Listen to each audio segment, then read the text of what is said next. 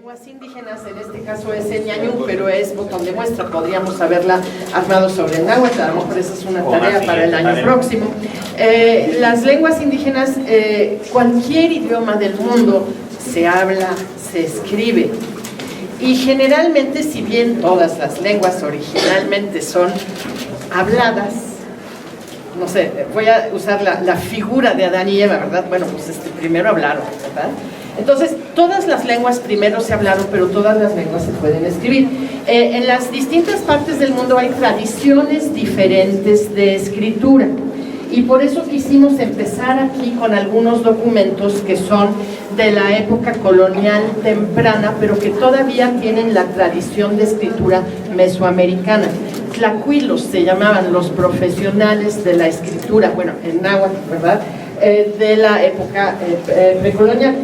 Lo que se escribía aquí en el altiplano era ideogramas, es decir, no se representaban los sonidos como con el alfabeto latino, sino las ideas. Este tipo de escritura tiene algunas ventajas enormes. Una de ellas es que se puede leer en varios idiomas. Las personas que saben descodificar estas cosas, porque pues también hay un aprendizaje de escritura y un aprendizaje de lectura, pueden leer esto en náhuatl, en ñañú, en tepehua, en cualquier idioma mesoamericano. Esto es de la matrícula de tributos. Yo siempre digo que eso es como el SAT. Todas las sociedades tienen su SAT. Entonces aquí dice que pueblos deben tributar que cada cuánto tiempo, mantas bordadas de un tipo o de otro, creo que esto es maíz o frijol, implementos rituales y de guerra, el águila, en fin, cada una de las hojas de la matrícula de tributos explica lo que cada quien tiene que poner cada tantos. Y los españoles pues eso lo siguieron haciendo, lo tomaron como estaba, lo último que muere es esto. Bueno, entonces aquí tenemos este tipo de escritura, y les voy a decir un ejemplo contemporáneo de por qué es una escritura tan útil y tan ágil. El Windows de nuestras computadoras tiene este tipo de escritura. Los símbolos se pueden leer en cualquier idioma siempre y cuando uno tenga medianamente una idea de lo que representan, es decir, sí se necesita una iniciación, ¿verdad? Pero si yo estoy ante un Windows en francés, en inglés, en chino, en lo que sea, los simbolitos siempre son los mismos, ¿no? Entonces, esto usaban los mesoamericanos. Eso siguen usando los chinos, siguen usando los japoneses. Ustedes se imaginarán fácilmente que si ellos quisieran cambiarse a un alfabeto como el nuestro, si les conviniese, lo harían. No lo hacen porque les funciona el suyo, ¿no? Entonces, esto es un tipo de escritura que no necesariamente evoluciona hacia una escritura alfabética. Aquí se dio así por la conquista y la colonia. Entonces llegan los españoles y utilizan esta misma escritura hasta cierto punto, pero como no la dominan bien, le tienen que poner cosas en español para ayudarse, e inventan símbolos nuevos para el cristianismo. Esto se llama catecismo ilustrado. Existen los catecismos ilustrados en otomí, que es lo mismo que en ñañú, en náhuatl, y también existen unos sin textos. Entonces aquí es la tradición del tlacuilo, pero con símbolos nuevos para explicar algo nuevo, otra cosmovisión que trajeron y que impusieron. Bueno, pero al mismo tiempo fueron escribiendo con caracteres latinos las lenguas indígenas. Los que más las escribieron al principio fueron los frailes, porque es que estaban aprendiendo los idiomas para poderse mover en las comunidades, y dejaban para los que llegaban detrás de ellos una gramática, un diccionario, se les llamaba arte a las gramáticas, para que el siguiente pues lo tuviera más fácil que el primero. Estos diccionarios y estas gramáticas surgen casi al mismo tiempo que las primeras gramáticas y diccionarios del español. La lengua culta en Europa era el latín, y el español era como popular, ¿no? Hasta que con el Quijote y por otras circunstancias se fue volviendo un idioma de más abolengo, digamos, ¿no? Bueno, y entonces esas primeras gramáticas y diccionarios del español surgen como 50 años o 60 antes de las primeras en náhuatl. Va de la par. Pensamos que nos llega todo de allá, ya hecho, no tanto, llegó de la par. Y entonces aquí tenemos algunos ejemplos de esa escritura colonial en el alfabeto latino y de cosas publicadas, impresas, algunas manuscritas, otras en el idioma ñañú. Algunas de estas cosas son fáciles de conseguir. El arte breve de la lengua otomí de Urbano, que se escribió por la zona de Tula, es decir, es una variante del ñañú que nos es familiar, aunque hace 500 años pues era un poco diferente. La UNAM lo editó en 2000 ejemplares, sí se consigue. Hay toda una serie de cosas que ustedes ven aquí que sí se consiguen con facilidad, otras no tanto. Pusimos algunos documentos de hoy sobre el ñañú colonial escrito, también son cosas que se pueden adquirir hoy. Muchos de estos antiguos están en la red. Si les interesa ¿cómo se llama? El diccionario de Nevi Molina o de Nájera, en internet ustedes pueden bajarlo y pueden ver todo lo que contiene. Quisiera comentar también que no solamente se escribía en los círculos de los frailes, también se escribía en las repúblicas de indios. Ustedes saben que durante una época la población estaba, bueno, teóricamente separada entre repúblicas de indios y repúblicas de españoles. Las repúblicas de indios tenían sus escribanos y uno acudía a los escribanos como hoy, cuando hacía algo pues, de relevancia, un testamento, una compraventa de un terreno, de una casa, cosas así. Y entonces, esto está más estudiado en Querétaro que aquí, es una bonita tarea para que se metan a los archivos de notarías en el estado de Hidalgo, los que sientan esa vocación, tanto hombres como mujeres iban a plasmar en papel esas transacciones importantes. Después, llega la independencia, desaparece esa separación entre pueblos de indios y pueblos de españoles, y con ello desaparece el escribano de la República de Indios. Y durante todo el siglo XIX, por querer hacer bien, dijeron todos los mexicanos son iguales, que lo somos, pero es que iguales en derechos, no iguales de igualitos, ¿verdad? Entonces, desaparece el escribano, desaparece la escritura de las lenguas indígenas, llegamos al siglo XX pensando que son lenguas ágrafas. Cuando se escribían en la época prehispánica con un sistema, se escribieron durante 300 años en la época colonial y se dejan de escribir a partir del principio del siglo XIX hasta los inicios del siglo XX con la escuela rural y con el énfasis que poco a poco se va haciendo sobre la alfabetización en lengua indígena. Entonces, bien, en Querétaro, en la Sierra Otomí-Tepehua, en Tepeji del Río, ustedes saben que San Ildefonso Chaltepec es un lugar importante donde se habla el ñañú, etc. Lo que hay aquí es de los 8 estados en los que se habla la lengua ñañú. Hay más del Valle del Mezquital, porque es lo que yo conozco mejor, entonces de repente a veces tengo más documentado. Pero sí nos pareció importante para esta exposición que se viera que todo el altiplano es tierra ñañú. Por supuesto que San Agustín Tlaxiaca. Sí, antes de que aquí se hablara el náhuatl y después el español se hablaba el náhuatl. Eso va para todo el altiplano, ¿no? Entonces, los libros que están aquí les van a mostrar mejor que no estamos hablando de folletitos, estamos hablando de libros importantes sobre la lengua, pero el recorrido mejor lo voy a hacer en lo que tenemos en la pared, porque viene ordenado por temas. Quisiera agradecerle mucho al Colegio del Estado de Hidalgo que podamos estar hoy aquí, agradecerle al equipo del Colegio del Estado de Hidalgo, Roberto Hernández, aquí está Roberto Hernández, muchas gracias a ti, a todos los que te ayudaron. Fermín, ¿dónde anda Fermín López Gonzalo? Muchas gracias, Fermín. Fermín ha estado llevando la exposición por diversos lados, y Abraham Chinchillas, ¿dónde está?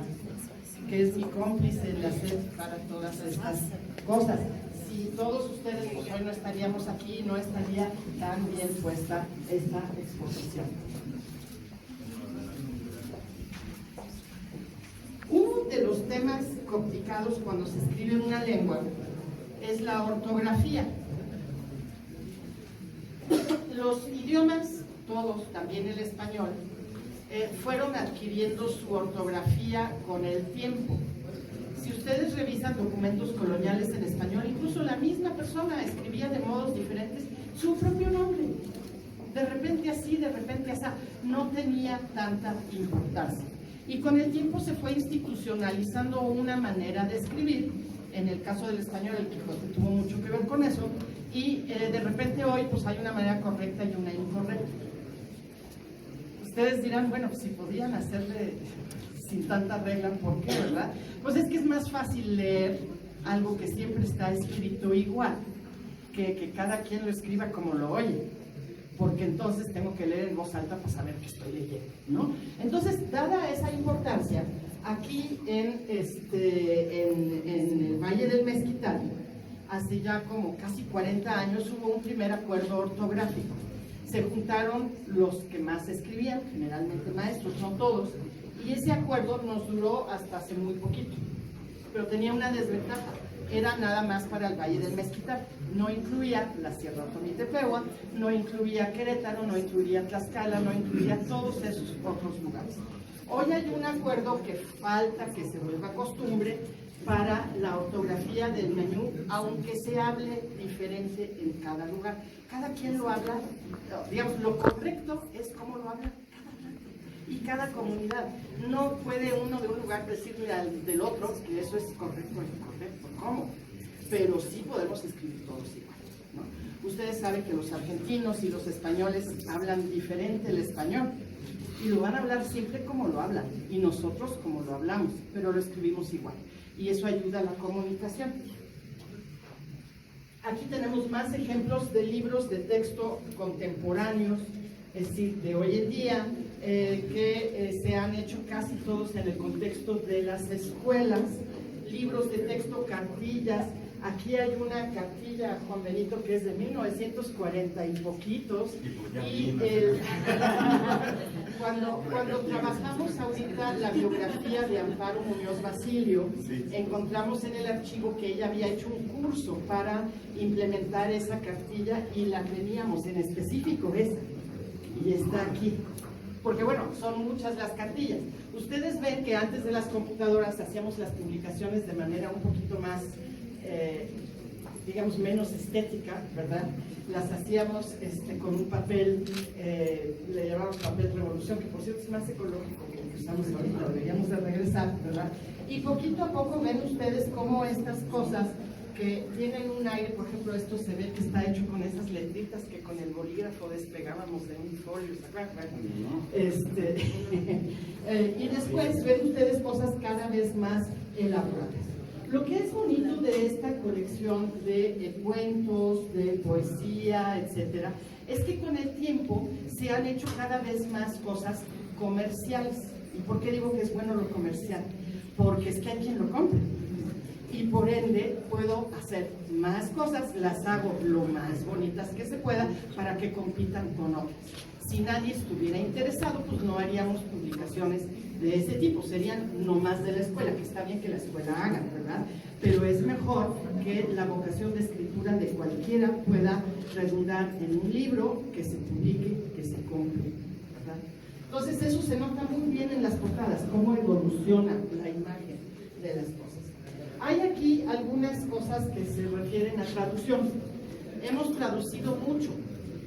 Se ha traducido la Ley General de Derechos Lingüísticos de los Pueblos Indígenas, porque se escribió en español, pero ya se tradujo a muchos idiomas. Se han traducido libros, por ejemplo, voy a referirme a porque acaba de morirse León Portilla, La Visión de los Vencidos. Esta es una recopilación de textos que escribieron, se escribieron en náhuatl hace casi 500 años, sobre el dolor tan grande de la conquista, sobre la violencia tan grande y el sufrimiento tan grande de la conquista. Ese libro lo publicó León Portilla en español y se tradujo al ñañú, todavía no se ha publicado en náhuatl, ¿no? Entonces hay ahí una labor de traducción muy grande. Se tradujo El Principito al ñañú, también al náhuatl. Todo se puede escribir en cualquier idioma. Ahora, traducir está bien, pero escribir directamente en el idioma de uno es mejor. Entonces, qué bueno que participamos de la literatura universal traduciendo cosas, pero qué bueno que le damos a la literatura universal escritos nuevos. Y aquí tienen ustedes poesía en ñañú, poesía para niños, poesía para adultos, poesía en todos los idiomas del estado. Tienen ustedes algunos trabajos muy profesionales, o digamos de personas muy dotadas para escribir, como es el caso de Hipólito Bartolo, como es el caso de Jacinto Cruz, varios ejemplos también de otras regiones del estado, pero también del país. Tenemos a la gran escritora Adela Calva Reyes, que sí quisiera yo muy brevemente comentarles algo de ella. Ella falleció hace como 2 años. Adela estaba alfabetizada en español, como yo creo todos los que estamos aquí. Nos enseñaron a leer y escribir en español, pero su lengua materna era el ñañú. Ella era de San Ildefonso Chantepec. Y ya tenía como más de 50 años cuando un curso, no sé si de INEA o qué, le permitió escribir su propia lengua.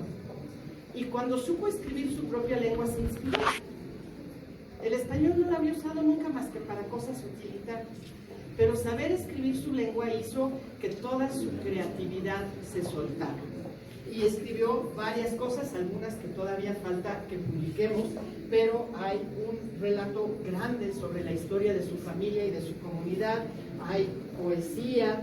Realmente lo que quiero decir con esto es que generalmente los escritores pueden ser más creativos o son creativos en su propia lengua. De ahí el interés de aprenderla a escribir, que es fácil estando ya alfabetizados. Algunos ejemplos más. Todo se puede decir en ñañú. Esto es de Querétaro, es un libro sobre el ajedrez. A este ñojó, se dicen, es casi igual que el ñañú, ¿verdad? A este ñojó de Querétaro le gusta el ajedrez, que por cierto es árabe. Sí, en español ya estamos usando una segunda lengua para el ajedrez, ¿no? Bueno, pues la tercera para él fue el ñañú. Publicó un libro sobre el ajedrez. Tenemos, ya para cerrar, otra cuestión que quisiera yo subrayar. Desafortunadamente muchas veces hasta que no aprecian las cosas en el extranjero no las apreciamos nosotros, ¿no?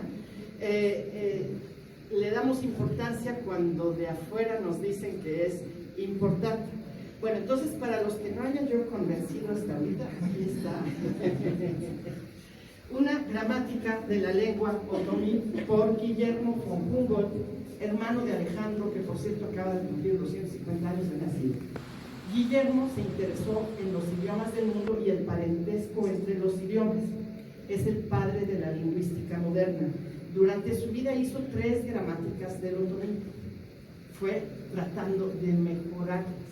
Hizo otra del náhuatl, hizo otra del rarámuri, hizo otra del cora, no, son como 8 o 9 gramáticas mexicanas más muchas otras. Fue el primero que sistematizó de manera científica cómo describir los idiomas. Entonces, aquí tenemos a alguien de Prusia interesándose por el ñañú. Tenemos a un italiano en el siglo XIX, también 1841, gramática de la lengua otomí expuesta en italiano. Y finalmente, en Francia, hoy, pueden ustedes ir en París a una librería y comprar un método para aprender el otomí, el ñañú, escrito por Yolanda Lastra. Entonces, a lo mejor aquí en Pachuca no saben dónde encontrar un método para aprender el ñañú, pero en París sí hay. Yo les digo dónde. En el IA. Ahí está. Entonces, también hay, ¿verdad? Bueno, pues eso es a grandes rasgos lo que está aquí expuesto. Vale la pena recorrerlo despacio, vale la pena mirar los libros que están aquí expuestos. Estos son aproximadamente 150 libros publicados en ñañú y son, por tomes de muestra, hay muchos más. Muchas gracias.